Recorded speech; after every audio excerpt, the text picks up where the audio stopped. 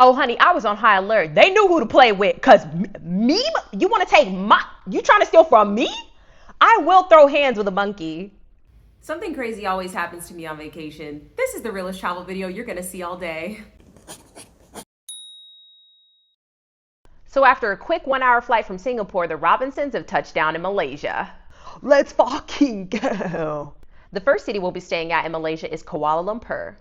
So driving into the city towards Kuala Lumpur, one of the things that I noticed about Malaysia is that while the buildings may be a little bit older than Singapore, they may not necessarily be as nice. It's gorgeous. There's all this wild jungle that surrounds you. It's definitely an older nation than Singapore, but in my opinion, it has a much more rich cultural heritage.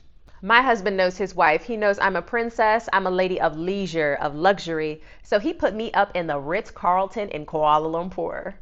The room was so beautiful. It was amazing, so spacious, so classy. And you know they had to welcome us with my favorite, the little swans. I love that they do that. I've never had that done before. And it's like the cutest thing ever to me. After we got all settled in, you know where we had to go. We had to hit them streets. And the first stop was the mall because it was right by the hotel. And you know how I feel about malls. This ain't just any old mall. This is the Pavilion Mall. Baby, this is the largest mall I have ever seen. 532 stores. 7 levels. The mall had wings. It was insane how huge this mall was. It was overwhelming. Now, we didn't make it around that whole mall because it's a lot to traverse, but one store that I did manage to find was a cute little jewelry shop. It looks like it was our equivalent to Claire's.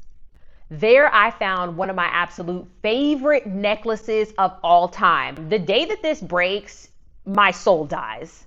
Little did that necklace know, oh baby, she was about to get worn out, run through. Oh, I throw that necklace on at any chance. Pretty much my comfort necklace. She has not known a day of rest since she was purchased. She lucky. She almost got worn today. I couldn't find the right little earring combo with it, so she got spared one day. But oh, honey, she's working overtime in this house. Ooh, the shopping I would have done if they had bigger than a size 10 shoe. And you don't even have to ask. You already know. You already know what store was in that mall, too. Motherfucking Charles and Keith. Motherfucking Charles and Keith. We're not even going to get into that, Charles and Keith. I was pissed, girl. I'm still pissed. I'm still pissed till this day in 2025. The mall's so big, they had an actual fashion show on the first floor. It was actually Malaysian Fashion Week, like Paris Fashion Week, New York Fashion Week. It was Malaysian Fashion Week. All of Malaysia's fashion elite were lining this runway. I mean, like they literally wouldn't even let us go down to the first floor of the mall because there were famous people on the first floor. We were hungry, so we stopped and got something in the food court. Girl, to be honest, I mean, it wasn't bad. It wasn't bad at all, but I don't remember a single thing about this meal. Wasn't nothing memorable. I remember it being very lackluster, but that's about it. It looked so promising. There was so much going on, and it really all kind of tasted like nothing. You would have thought I had COVID. The way that whole meal really kind of tasted like not much. Okay, remember when I told you that Singapore was like the tip of the iceberg for buildings that have this super colorful, detailed style with all these figurines? I present to you the Batu Caves. Oh my God, look at this. It's carved into the side of a mountain with 200 colorful steps leading to the top where there's a Hindu temple of worship inside of a legit cave. I felt like I was in a fucking animated film or something. This place was magnificent, splendiferous beauty. I fucking love anything rainbow. I almost got a tear. I said, this is so fucking beautiful. The whole day my husband was just, you're going to be so blown away. I can't wait to take you to these caves later. Oh, you're just going to be so blown away. I'm like, blown away from a cave? For me, blown away and cave do not belong in the same sentence. I said, what? I'm not about to be blown away by nothing in a damn cave. Keep me out of there, actually.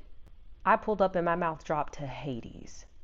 The figurines everywhere were so intricate and vivid and detailed. Just the little columns and posts everywhere have gorgeous designs painted on them. This place was a masterpiece. So naturally, we wanted to go see the temple at the top of the cave.